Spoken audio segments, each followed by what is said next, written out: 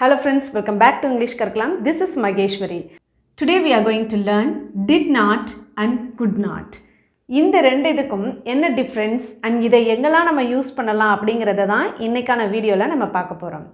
இந்த did not அப்படிங்கிறதுக்கு என்ன மீனிங் அப்படின்னா நான் செய்யவில்லை, அதாவது ஒரு செயலை நம்ம செய்யலை அப்படின்னு சொல்லும் பொழுது நம்ம did not அப்படிங்கிறத யூஸ் பண்ணணும், சரிங்களா?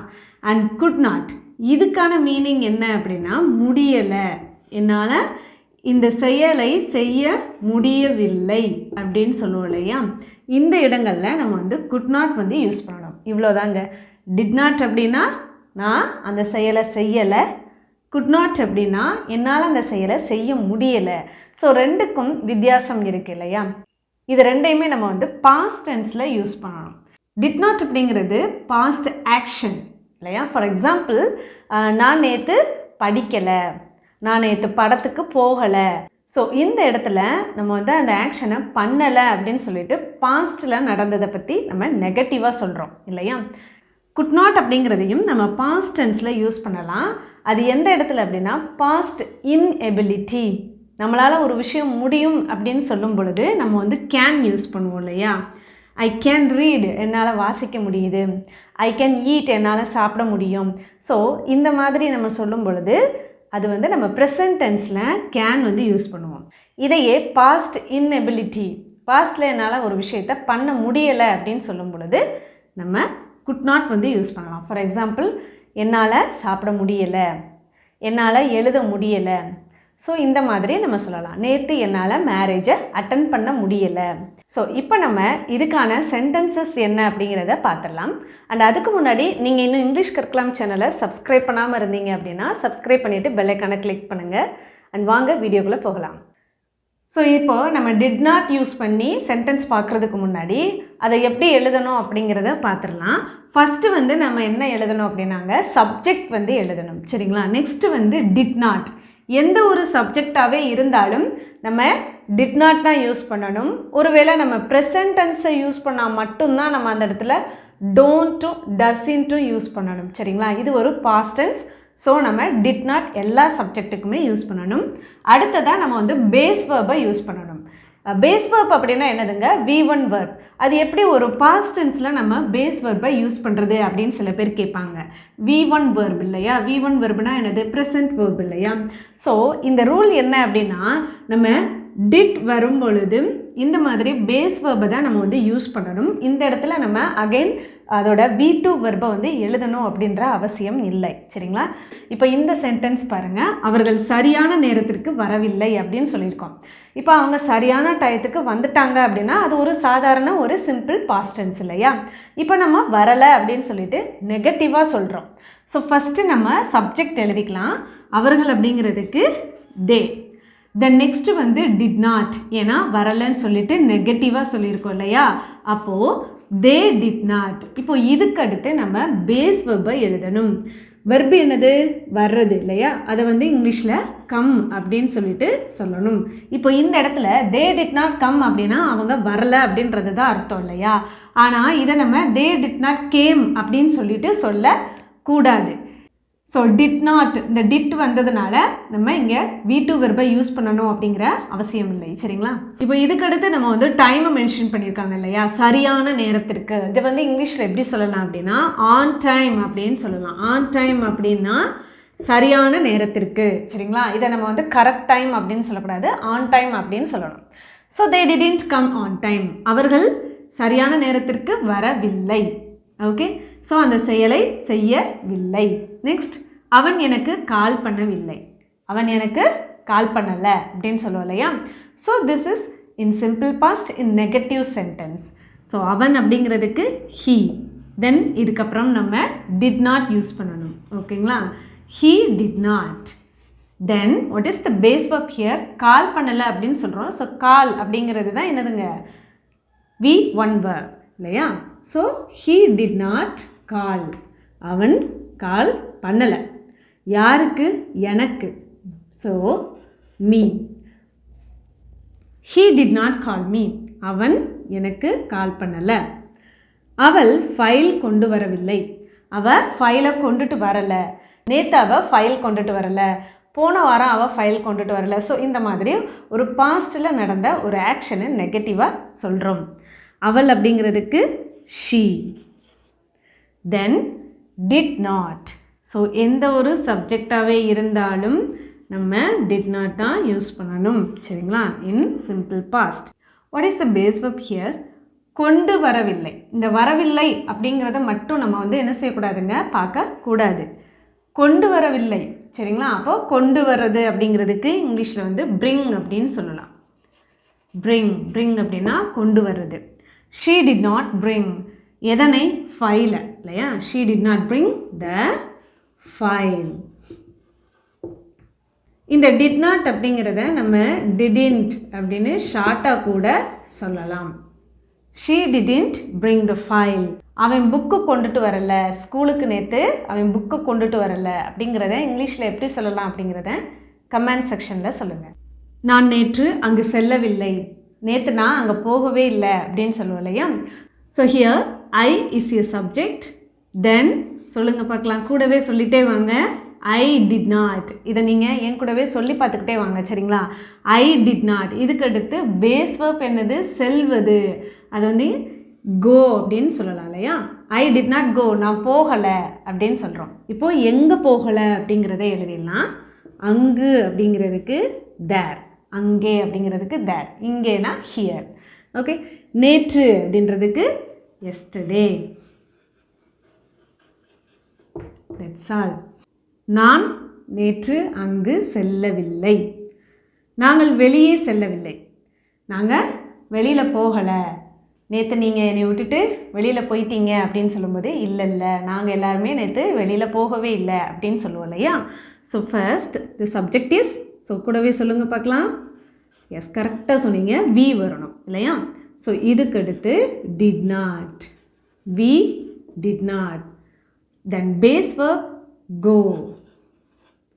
வெளியே அப்படின்னு சொல்லியிருக்கோம். Out side.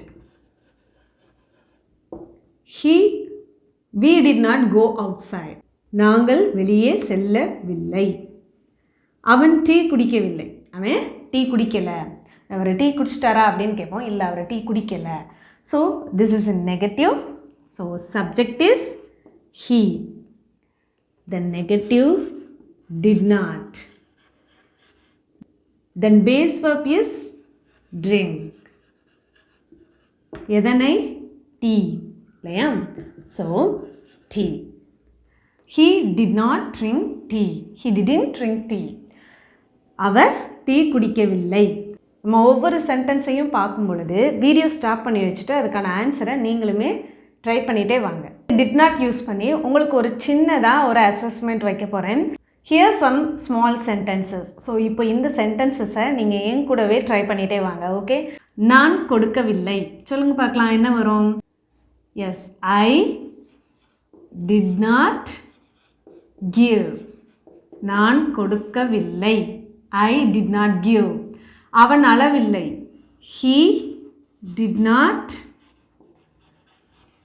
cry. அவன் அளவில்லை. அவள் பார்க்கவில்லை. She did not see. அவள் பார்க்கவில்லை. நீ உதவவில்லை. நீ ஹெல்ப் பண்ணலை. You did not help. Yes, நிறைய பேர் கரெக்டாக ஆன்சர் சொல்லிக்கிட்டே வரீங்கன்னு நினைக்கிறேன். அவர்கள் வரவில்லை. They did not come. அவள் பேசவில்லை. She did not talk. Okay. இப்போ இந்த சென்டென்ஸில் நம்ம வந்து டைமை மென்ஷன் பண்ணணும் அப்படின்னா இதுக்கு அடுத்து நம்ம சொல்லிக்கலாம். I did not give.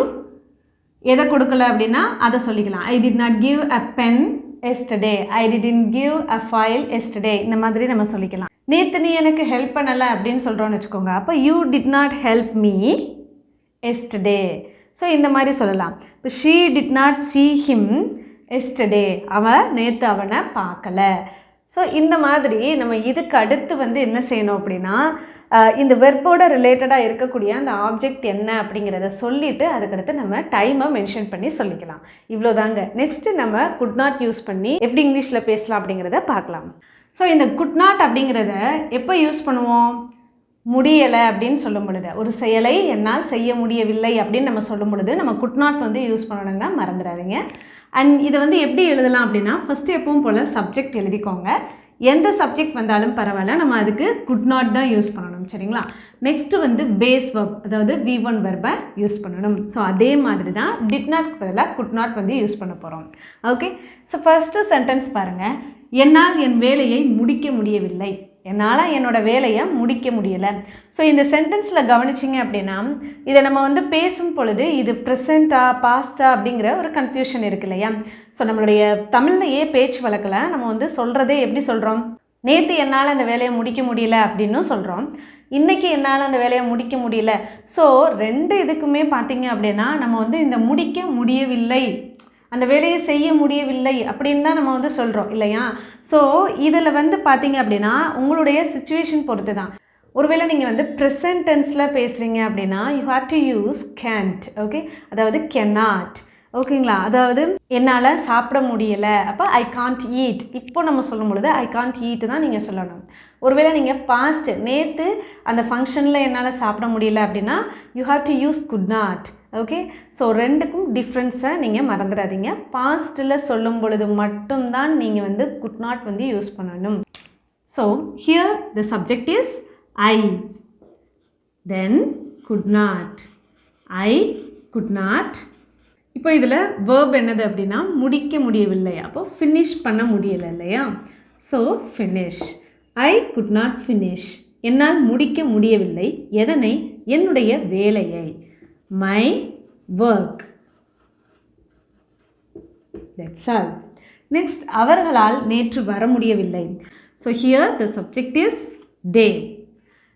தென் வர முடியலை அப்படின்னு சொன்னதுனால could not, they could not. Then base verb is come. டைமை மென்ஷன் பண்ணியிருக்கோம் இல்லையா? நேற்று. So yesterday. they could not come yesterday. ஒருவேளை பார்ட்டிக்கு வர முடியல அப்படின்னா they could not come the party yesterday. Function அப்படின்னா அதுக்கேற்ற மாதிரி நம்ம போடணும். அவரால் கூட்டத்தில் கலந்து கொள்ள முடியவில்லை. அவரால் மீட்டிங்கில் கலந்துக்க முடியல. So first the subject is he, then could not. he could not. கலந்துக்கிறதுக்கு, அதாவது மீட்டிங்கில் கலந்துக்கிறதுக்கு நம்ம வந்து attend அப்படின்னு சொல்லணும். ஓகேங்களா? attend எதில்? மீட்டிங்கில். So meeting. So here also we don't use the V2 verb. ஓகேங்களா? குட் நாட்க்கு அடுத்து நம்ம பேஸ் வெர்ப் தான் யூஸ் பண்ணணும், அதை மறந்துடக்கூடாது.